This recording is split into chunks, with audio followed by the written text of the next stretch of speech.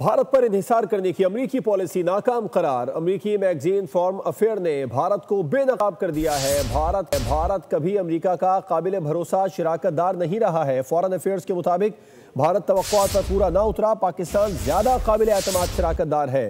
अब अमरीका को पाकिस्तान पर एतमाद करके देखना होगा। फॉरेन अफेयर्स मैगजीन के मुताबिक अमरीका पाकिस्तान के तिजारती और तवानाई मुआहदे दोनों के लिए फायदेमंद है। भारत पर एक तरफा तवज्जो खित्ते में दरारें और जंग का खतरा बढ़ाएंगी। पाकिस्तान माजी में अमेरिका और चीन को करीब लाने का पुल बन चुका है। भारत पर इन्हिसार करने की अमेरिकी पॉलिसी नाकाम करार। अमेरिकी मैगजीन फॉरेन अफेयर्स ने भारत को बेनकाब कर दिया। भारत कभी अमेरिका का काबिल भरोसा शराकतदार नहीं रहा। भारत तवक्कुआत पर पूरा ना उतरा, पाकिस्तान ज्यादा काबिल एतमाद शराकतदार है। मैगजीन के मुताबिक कब अमेरिका को पाकिस्तान पर एतमाद करके देखना होगा। अमेरिका पाकिस्तान के तिजारती और तवानाई दोनों मुआहदों के लिए फायदेमंद है। भारत पर एक तरफा तवज्जो खित्ते में दरारें और जंग का खतरा बढ़ाएंगी। पाकिस्तान माजी में अमेरिका और चीन को करीब लाने का पुल भी बन चुका है।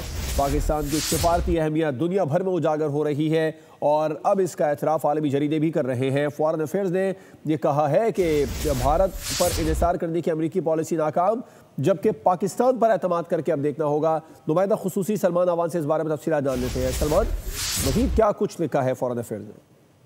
जो बिल्कुल गुज़िश्ता चंद माह के अंदर, चंद हफ्तों के अंदर जिस तरह से दुनिया के अंदर एक बहुत बड़ी तब्दीली आई और कहा जा रहा है कि गुज़िश्ता हफ्ते के अंदर, गुज़िश्ता 2 हफ्तों के अंदर ऐसे 10 बड़े इवेंट्स हुए जिन्हें चेंज ऑफ द सेंचुरी कहा जा सकता है, जो कि सदियों बाद या एक सदी में एक बार ऐसा मौका आता है जब पूरी दुनिया जो है वो चेंज हो जाती है, बदल जाती है। तो उस बदलने के बाइस जो है इस वक्त दुनिया के अंदर खास तौर पर जो हमारा खित्ता है, जनूबी एशिया का खित्ता है, और उसमें जो इंडो पैसिफिक का खित्ता है, उसकी अगर हम बात करें तो उसके अंदर भारत की अहमियत या वो अहमियत जिसके ऊपर मोदी सरकार ढंडोरा पीटती थी, खुद को प्रोजेक्ट करती थी, वो अहमियत बिल्कुल खत्म हो चुकी है। क्योंकि जिस तरह से चाइना ने और रशिया ने मिलकर एक ग्लोबल साउथ और एक नया गवर्नेंस ग्लोबल सिस्टम मुतारिफ करवाया, उसमें भारत की अहमियत मुकम्मल तौर पर खत्म होती दिखाई दे रही है। अंदर इंडो पैसिफिक के अंदर वो बिल्कुल शैटर होता हुआ आपको दिखाई देता है। और इस तमाम सूरत हाल के अंदर अब अमेरिकन जो पॉलिसी मेकर्स हैं वो कह रहे हैं कि अमेरिका को भारत के ऊपर